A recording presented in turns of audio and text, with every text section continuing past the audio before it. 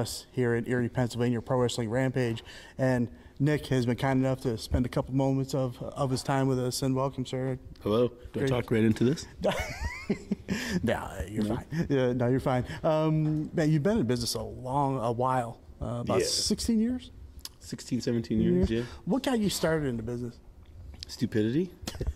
Youth and stupidity. An excellent cocktail. Excellent. Yeah.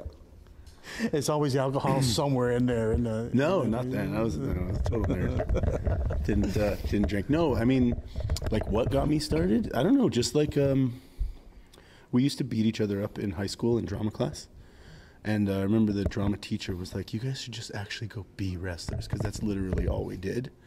And then I forget who I looked it up with, but I found a school in Toronto, where I'm from. Okay. And Ron Hutchison was the trainer, and he trained Edge and Christian and Gail Kim and Trish Stratus and like a whole list of other people. And I applied. I sent like a resume with a cover letter and, you know, any athletics and you know, dramatic arts that I'd done, and I sent it to him. And then, I don't know if I got in the first time. I may have sent it twice. I don't remember. But there was like set classes. Like he was only taking like 8 students at a time. Wow.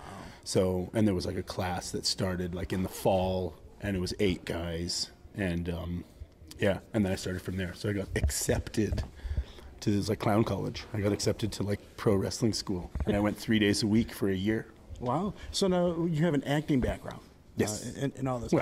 Well, I don't know if I call it what I do now acting. I just do like bit parts and mostly commercials and things like that. How much has that kind of a background helped you transition into this kind of business? I've always been like a ham. Like even when I was a kid, I was always wanting to like entertain and put on shows and be silly and, you know, that kind of stuff. But I was never like super athletic as a kid, so there was like a whole other side of wrestling that I had to get used to. There's like the being like half naked side, you know, like going out and like performing and, you know, being hurt and hurting people and, you know, being angry or being sad or being happy. Like that stuff was easier for me, but there was the whole other like being in shape and and like and yeah, and just being physical and being comfortable with like a lot of thigh and a lot of chest like sticking out in front of people. That took like years and years for me to be comfortable with and get used to.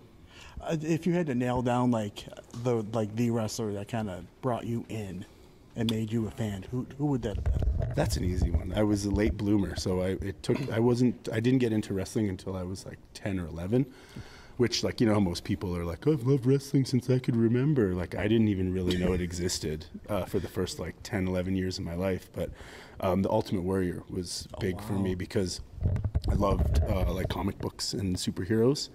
And WrestleMania 6. Hogan, yeah. Dating myself here. Yep. So you know exactly how old I was. I was 10 or 11 at WrestleMania 6 and at the Sky Dome in my hometown, and my dad got tickets through his work or something like that. We ended up getting tickets. I know I didn't ask for them because I didn't know anything about it, and I was like, oh, we're going. So then my brother and I started like, well, let's look at what we're going to see. And then I just saw the Warrior with the face paint and the muscles and screaming and stuff, and I was like, that's my guy right there. He was like really cool to... He was like he was a superhero. He was like all jacked like superheroes, and he ran around and he was crazy and he couldn't be beat. It was almost like he had superpowers. So I was like, I gravitated to him instantly. Now, if you could go back in time and face Nick and say like 20 years old, 25 years old, if you could give him any piece of advice, what would that be? I don't want to make it sound like I have a ton of regrets, but there's so much. Man, there's so much I did wrong. And there's just so much that like I don't know. I probably would have told myself to move, but I've been around so long that it's so different now. So like who knows, right? Like when I started, I had zero confidence in myself. So it was like I just wanted to see if I could do it, if I could even just survive the training. Like I was literally, that was my goal. Wow. Survive the training, you know, like and then it was like maybe have a match, not even in front of people, like for my trainer. So how much, I mean, when you were going through that whole training process and whatnot, maybe when you first started and then when you got into it a little bit, how much doubt was actually creeping into your mind? Every day, all the time, every second.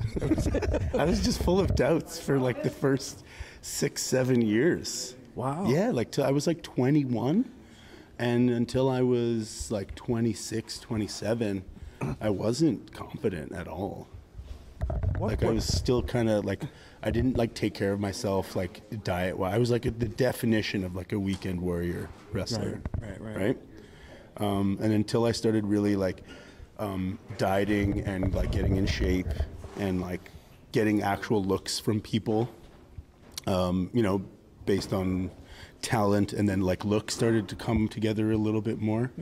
When people started like noticing me, I guess, then I was just like, oh, well, maybe I can do something. What changed that? I mean, was there a specific point where it was like, okay, I get I it? had a partner. I was in a team called the Flatliners in Toronto. A guy named, my partner was Matt Burns, and we were training at a school near us under a guy named Ruffy Silverstein, that came from Calgary. He was trained by the Hearts and stuff like that. He was a cool guy, and we were training together, and we just started getting along and talking, and we were both kind of like, man, we both kind of suck. We both have no like direction. We have no like draw to us. So we're like, let's just be a team. We're both like decently sized guys. We're like, let's actually market and package ourselves as a team. And like nobody was doing that back then. So we got matching tights. We put like move sets together. We got music, and we started going around that way. The only problem was he was in shape and I wasn't. So when you're standing beside a guy who's